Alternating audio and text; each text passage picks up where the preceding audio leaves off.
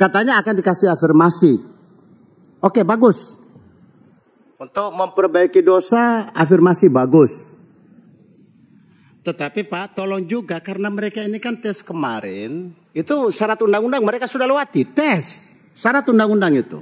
Baik undang-undang nomor 5 dulu sama undang-undang nomor 20 2003 ini.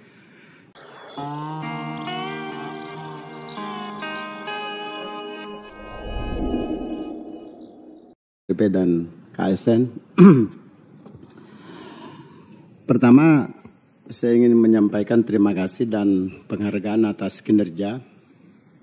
Rata-rata di atas 95 ke 97 untuk semua mitra hari ini. Dan pada hingga bulan Juni ini rata-rata juga pengeluaran sudah mencapai kurang lebih 30%. Saya kira ini patut kita hargai di tengah-tengah kondisi pemilu dan seterusnya, dinamisasi pelaksanaan tugas-tugas di kementerian dan lembaga masing-masing dinamis. Karena ini hari kita bicara tentang pagu indikatif, yang otomatis nanti kita lanjutkan dengan konseling, lalu pagu definitif. Kita berharap bahwa Bapak Ibu sekalian, kita mudah-mudahan dari anggaran yang ada ini bisa kita tingkatkan. Namun ada beberapa hal yang pada saat satuan tiganya nanti Pak saya minta dipertegas. Pertama kepada PAN, RB dan BKN. Coba kalau bisa Pak dibuat satu program di satuan tiganya berkaitan dengan kajian efektivitas fungsionalisasi jabatan struktural eselon 3 dan 4 ini. Karena sebetulnya kalau kita bicara fungsional ini kan berkaitan dengan kredit-kredit, angka kredit itu. Dan sampai hari ini PP-nya atau juknisnya kurang jelas di daerah. Akhirnya kita minta hasil kajian itu dilaporkan ke kami di DPR tentang apa sih sebetulnya manfaat atau kemajuan apa yang dicapai negara dengan fungsionalisasi dari beberapa jabatan struktural ini. Karena ini hampir menggap-menggap, tidak lagi bunyi kedengaran, tetapi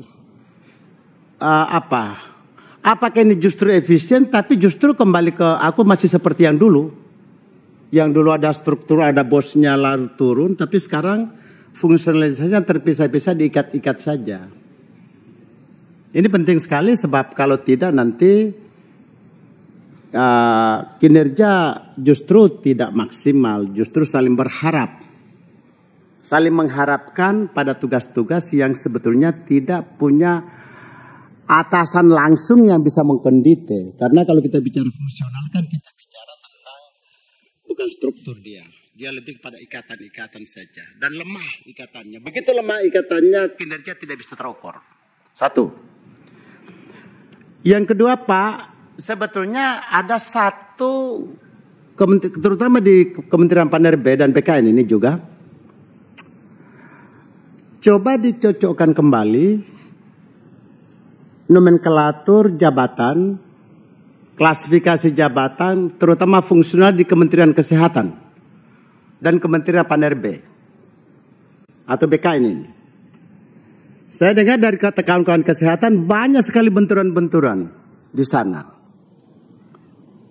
Salah satu korbannya adalah 690 bidan ahli D4 pada penerimaan P3K tahun 2023 ini. Pembatalan NIP. Gila ini Pak. Orang yang sudah tes lolos 690 orang seluruh Indonesia D4 tiba-tiba dianulir dan NIP-nya tidak bisa diterbitkan. Setelah kita cari katanya, ini katanya, tapi tolong dilaporkan juga dan mungkin bisa dijawab pada tanggal walaupun ini penyusunan anggaran. D4 ini dianggap tidak sesuai dengan surat edaran Menteri Kesehatan. Pertanyaannya, kenapa sampai BKN mengumumkan dan memproses tes? 690 orang lulus, tiba-tiba dianulir NIP-nya. Ini kan gila namanya. Orang yang sudah tes, lulus, dianulir, NIP-nya gak keluar. Nah, Bapak Ibu sekalian, tolong kasih kami keterangan kenapa ini bisa terjadi. Katanya informasinya, kan saya ketemu dengan perwakilan mereka. Katanya akan dikasih afirmasi. Oke, bagus. Untuk memperbaiki dosa, afirmasi bagus.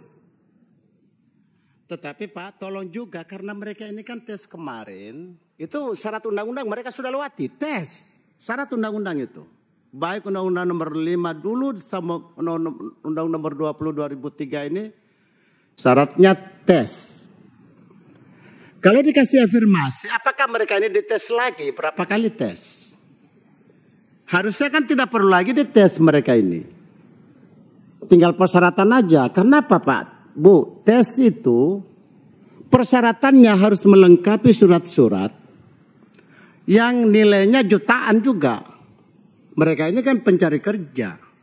Jadi kalau surat kelakuan baik, surat persyaratan dokter dari kepala desa macam-macam harus diulangi lagi. Kan mereka harus mengeluarkan uang jutaan lagi untuk hal itu. Oleh karenanya maka kalau toh afirmasi, maka mereka ini tolong diperhatikan serius. Dan anggaran tahun ini kalau belum tercakup di anggaran tahun ini, tahun 2024 ini, maka 2025 ini karena menyelesaikan dosa.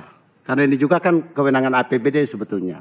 Tinggal bagaimana BKN dan Kementerian Pan-RB itu menyurat kepada Bupati, Wali Kota, dan Gubernur seluruh Indonesia tentang hal-hal ini sehingga mereka usulkan kembali dalam APBD mereka. Tetapi di dalam anggaran Pan-RB maupun BKN ini dianggarkan untuk perjalanan kah, koordinasi kah, surat-surat kah, atau pertemuan-pertemuan yang pada kawasan-kawasan yang memang berkaitan dengan pembatalan NIP sebanyak 190 orang ini. Saya kira itu pimpinan, terima kasih. Assalamualaikum warahmatullahi wabarakatuh. Terima kasih. Pak Ugua, silakan Pak Kamran.